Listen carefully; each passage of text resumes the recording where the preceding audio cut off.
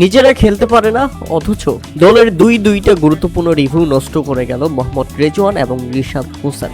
মানছি সময়টা খারাপ যাচ্ছে রাওয়ালপিন্ডিজের, মানছি সময়টা খারাপ যাচ্ছে মোহাম্মদ রেজওয়ানের, মানছি সময়টা খারাপ যাচ্ছে বাংলাদেশি লেগ স্পিনার রিশাদ হোসেনের পর্যন্ত। পাকিস্তান সুপার লিগ পিএসএল এখন পর্যন্ত রাওয়ালপিন্ডিজের হয়ে কোনো ধরনের সুবিধাজনক পারফরমেন্স করতে পারেনি বাংলাদেশি এই লেগ স্পিনার। না বল হাতে না ব্যাট হাতে, রীতিমতো ব্যর্থ হচ্ছেন পরপর ম্যাচগুলোতে।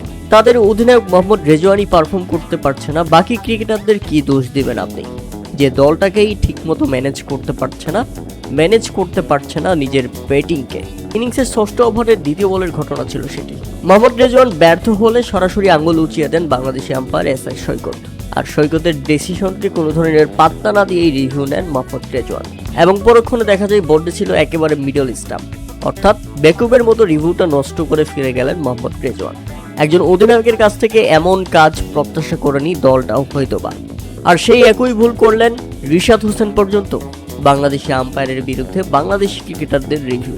অন্তত রিশাদ হোসেনের জানা উচিত ছিল এসআই সৈকত তার বিরুদ্ধে রিভিউ নেওয়া মানে নিজেকে বোকা মনে করা, এবং নিজে বোকা হয়েছেন। বলটা খালি চোখেও দেখা যাচ্ছিল স্টাম্পে আঘাত করবে, এবং এই বলটাতে আগেই ব্যাট চালিয়ে ব্যর্থ হয়েছেন তিনি নিজে, অথচ খালি রিভিউটা নিয়ে নষ্ট করলেন এবং শেষ পর্যন্ত প্যাভিলিয়নে ফিরে গেলেন।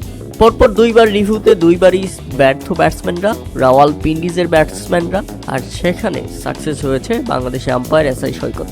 দারুণ ডিসিশন দিয়েছেন, যেখানে রিভিউ নিয়ে বরং দলকে বিপদের মুখে ফেলে দিয়েছেন এই দুই ক্রিকেটার।